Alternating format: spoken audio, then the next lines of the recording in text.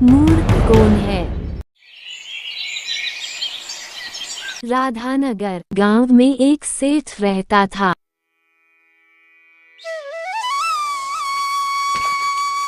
उसका एक ही बेटा था जो व्यापार के काम से परदेस गया हुआ था।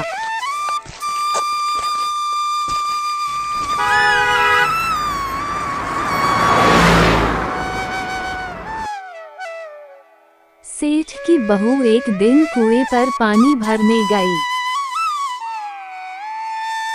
घड़ा जब भर गया तो उसे उठाकर कुएं के मुंडेर पर रख दिया और अपना हाथ मुंह धोने लगी। तभी कहीं से 4 राहगीर वहां आ पहुंचे।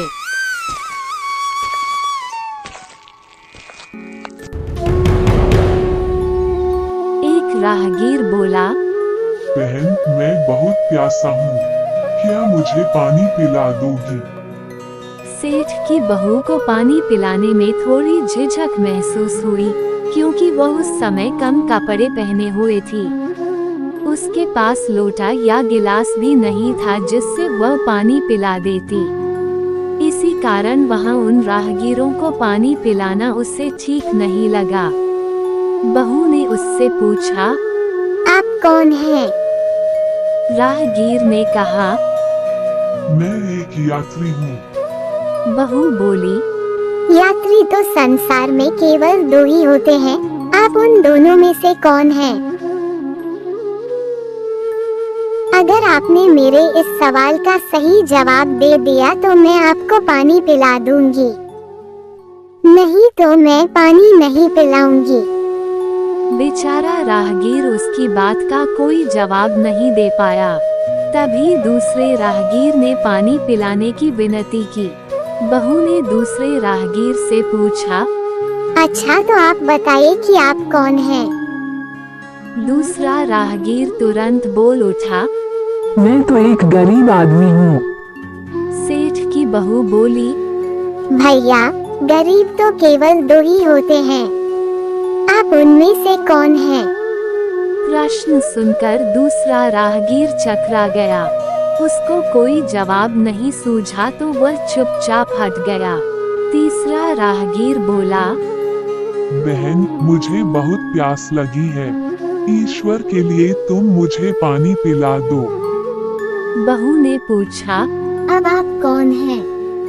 तीसरा राहगीर बोला, बहन, मैं तो एक अनपढ़ गंवार हूँ। ये सुनकर बहू बोली, अरे भाई, अनपढ़ गंवार तो इस संसार में बस 2 ही होते हैं, आप उनमें से कौन हैं?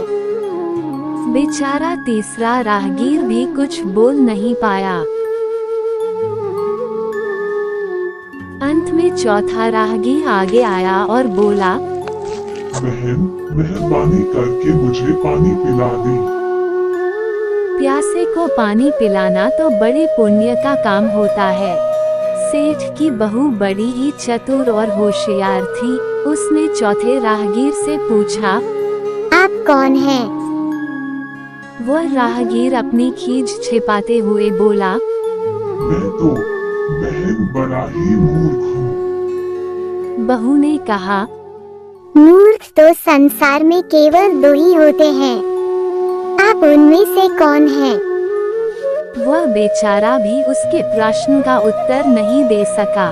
चारों पानी पिए बगैर ही वहां से जाने लगे तो बहू बोली, यहाँ से थोड़ी ही दूर पर मेरा घर है, आप लोग कृपया वहीं चलिए, मैं आप लोगों को पानी पिला दूंगी।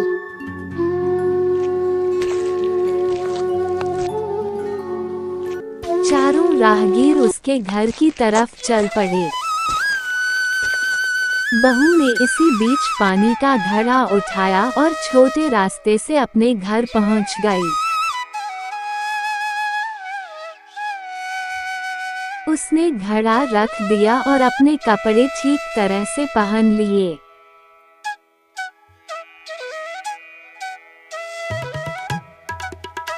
इतने में वे चारों राहगीर उसके घर पहुंच गए।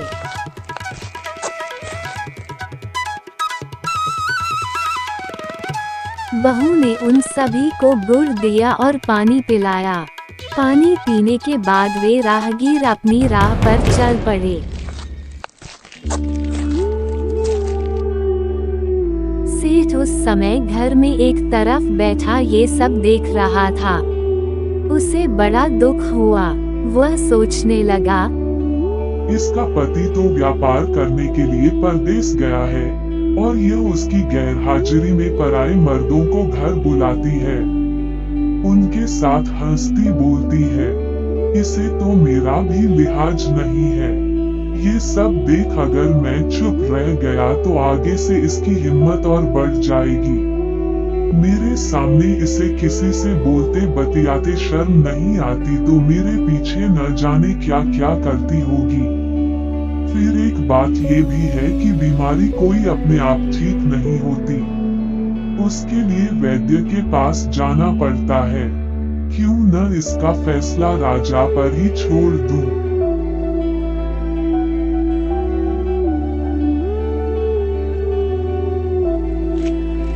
यही सोचता वह सीधा राजा के पास जा पहुंचा और अपनी परेशानी बताई। सेठ की सारी बातें सुनकर राजा ने उसी वक्त बहू को बुलाने के लिए सिपाही बुलवा भेजे और उनसे कहा, तुरंत सेठ की बहू को राजसभा में उपस्थित किया जाए।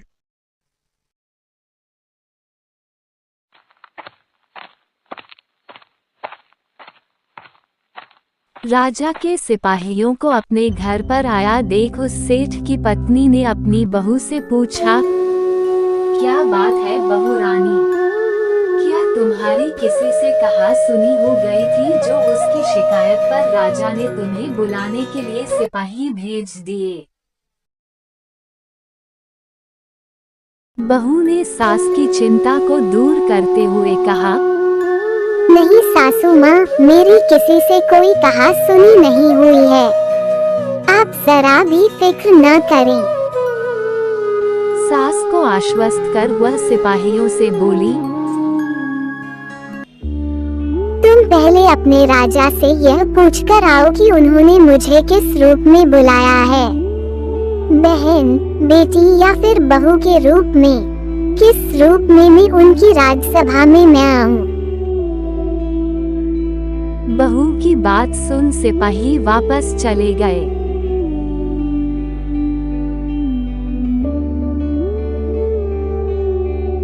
उन्होंने राजा को सारी बातें बताई।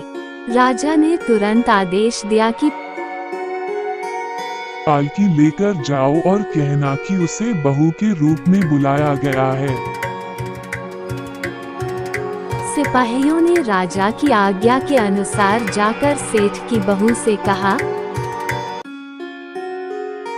राजा ने आपको बहू के रूप में आने के लिए पालकी भेजी है।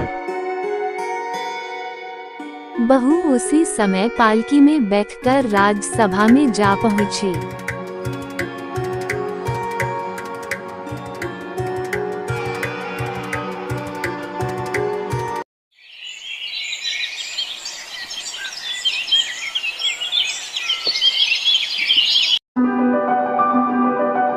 राजा ने बहू से पूछा, तुम दूसरे पुरुषों को घर क्यों बुला लाई, जबकि तुम्हारा पति घर पर नहीं है?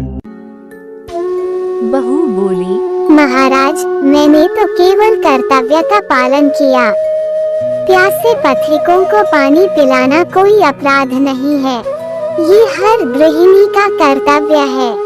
जब मैं कुएं पर पानी भरने गई थी, तब तन पर मेरे कपड़े अजनबियों के सम्मुख उपस्थित होने के अनुरूप नहीं थे।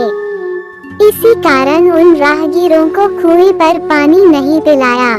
उन्हें बड़ी प्यास लगी थी और मैं उन्हें पानी पिलाना चाहती थी। इसलिए उनसे मैंने मुश्किल प्रश्न पूछे और जब वे उनका उत्तर नहीं दे पाए तो उन्हें घर बुला लाए। घर पहुंचकर ही उन्हें पानी पिलाना उचित था। राजा को बहू की बात ठीक लगी। राजा को उन प्रश्नों के बारे में जानने की बड़ी उत्सुकता हुई जो बहू ने चारों राहगीरों से पूछे थे। राजा ने सेठ की बहू से कहा, भला मैं भी तो सुनूं कि वे कौन से प्रश्न थे जिनका उत्तर वे लोग नहीं दे पाए।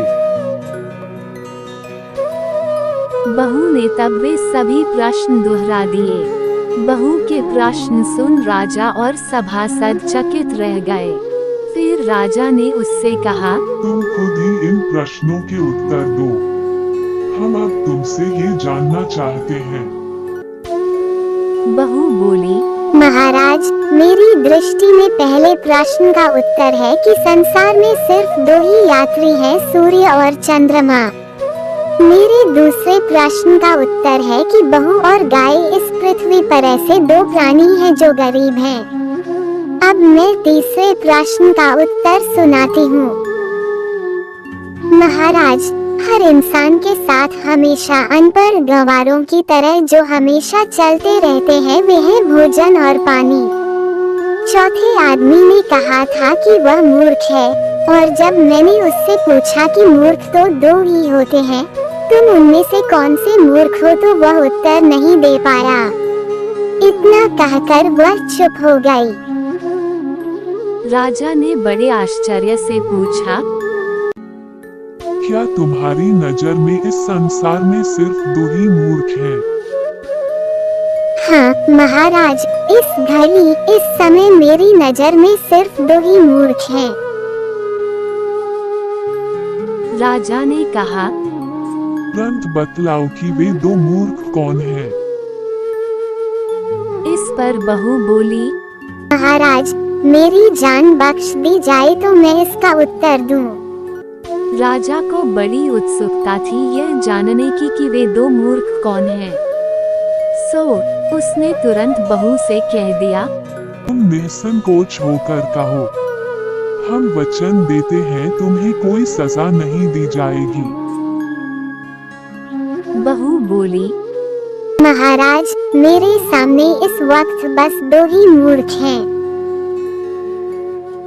फिर अपने ससुर की ओर हाथ जोड़कर कहने लगी, पहले मूर्ख तो मेरे ससुर जी हैं जो पूरी बात जाने बिना ही अपनी बहू की शिकायत राज दरबार में की।